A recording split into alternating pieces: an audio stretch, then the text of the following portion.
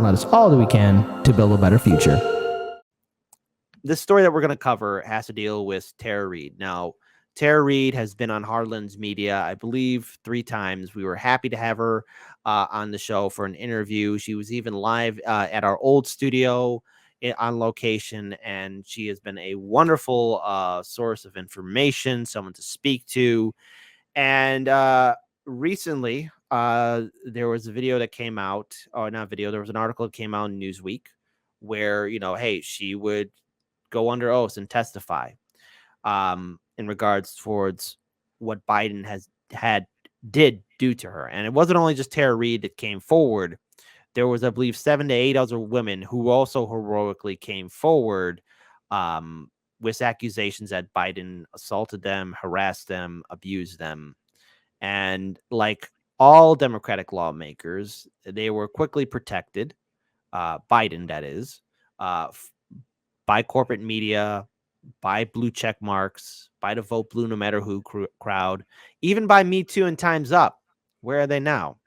And Tara Reade and many of those other women were smeared across social media, smeared by corporate media. I want to pull up this article here. Now, it's from Fox News. But here's the thing. Tara Reade wants to speak out. I encourage it. Now, here's the new leader of the Democratic Party, especially in the House, Hakeem Jeffries. House Democrats' new leader said Tara Reade's Biden accusation should be investigated seriously. Well, it should have been. He says that now. Yeah, he says it now. But also, gee, wasn't there a strong, powerful woman in the House of Representatives? First name Nancy, last name Pelosi, also known by Mama Bear according to AOC.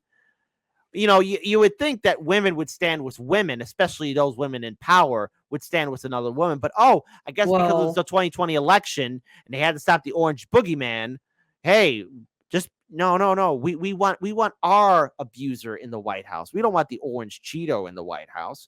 So let's be honest here. When you talk about stand up for women, Nancy can barely stand up because she's so drunk by like 2 p.m. and her alcohol, makes her dentures. Yeah, her dentures come out. So I mean, she's on a whole different wavelength here. So we were never going to have that. But I applaud Hakeem Jeffries for saying this. However, once he gets in there as the leader and they start having to look at money and is this going to, lose money? Watch it will either totally gone or slowly fade away. So I just want to read a few sentences from this article. So House Democratic Caucus Chairman Hakeem Jeffries, who was elected Wednesday by House Democrats to succeed Speaker Nancy Pelosi, said during the 2020 presidential election that Tara Reade's sexual assault allegation against President Biden needs to be investigated seriously. Jeffries made headlines in April 2020 after he broke with his party to lend credibility to the claims by Reade, a former Biden staffer, accused Biden of cornering her in the Senate office building in 1993 and sexually assaulting her. Folks, more women came forward.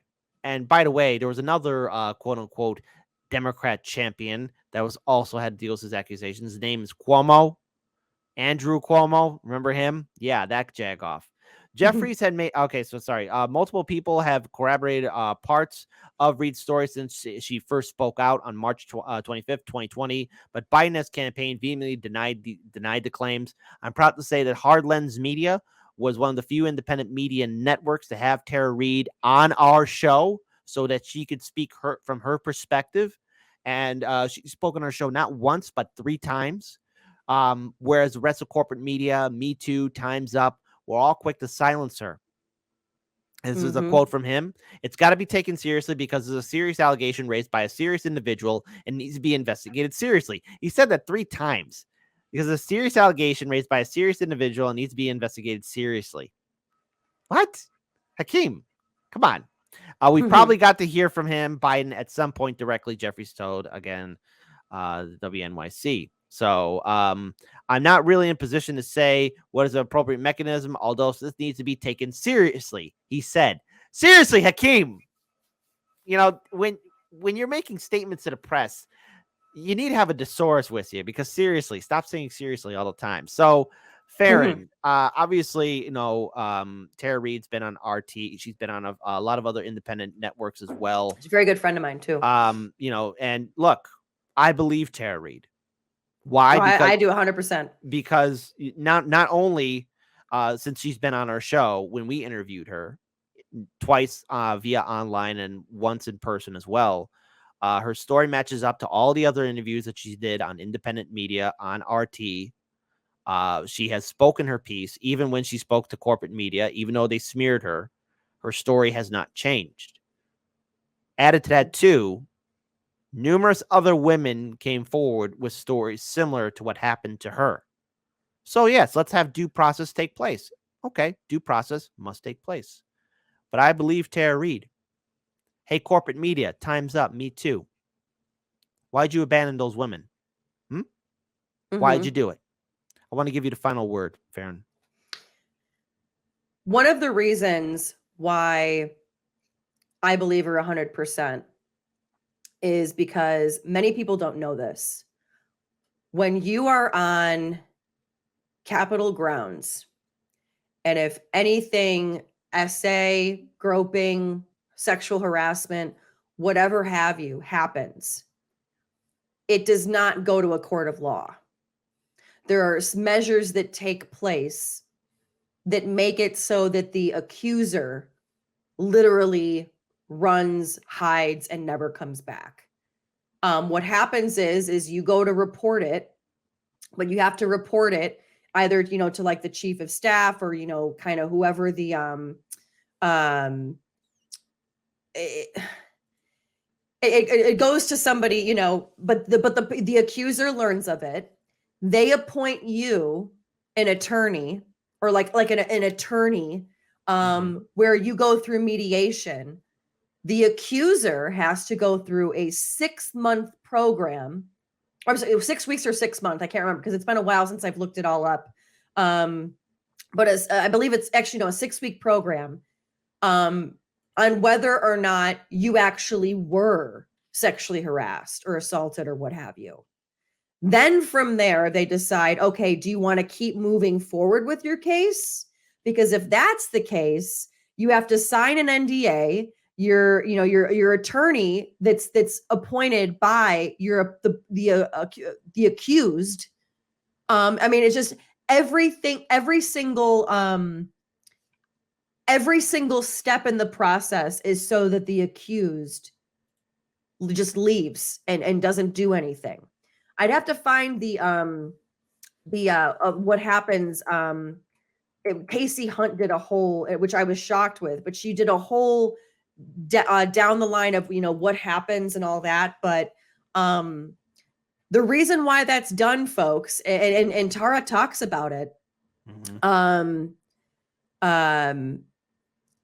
that it was the Wild West.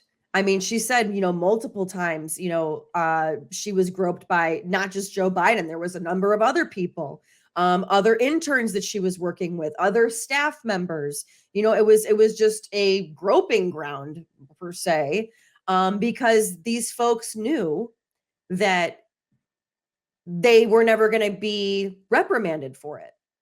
And it wasn't until kind of, I think, the rise of the Me Too movement and also the Bill Clinton case in 1990, 98?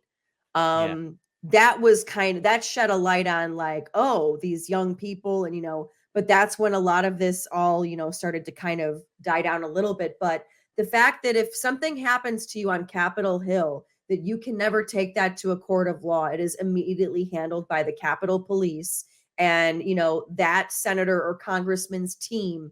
And you have basically nobody that's going to fight for you on your side. You can't go get your own lawyer. They appoint you one. You're SOL. You're SOL. And it's, the system is designed to protect those who are, doing these awful things and on Capitol grounds. And I think if you want to if you want to write in a law about something happening, that should be one of them. The House, Nancy Pelosi, that should have been a law, that you enacted, that accusers actually can take them to court outside of the Capitol Police Court. Now, why didn't she But do it? It's because one, women voters. You think Nancy Pelosi and Dianne Feinstein respect you? They don't. yeah, They exactly. really, really don't respect you. That's right. Me Too and Time's Up. And anyone that's part of the Vote Blue No Matter Who crowd, if you wear that pink hat, know this. Nancy and Dianne Feinstein are both giving you the Crypt Keeper middle finger.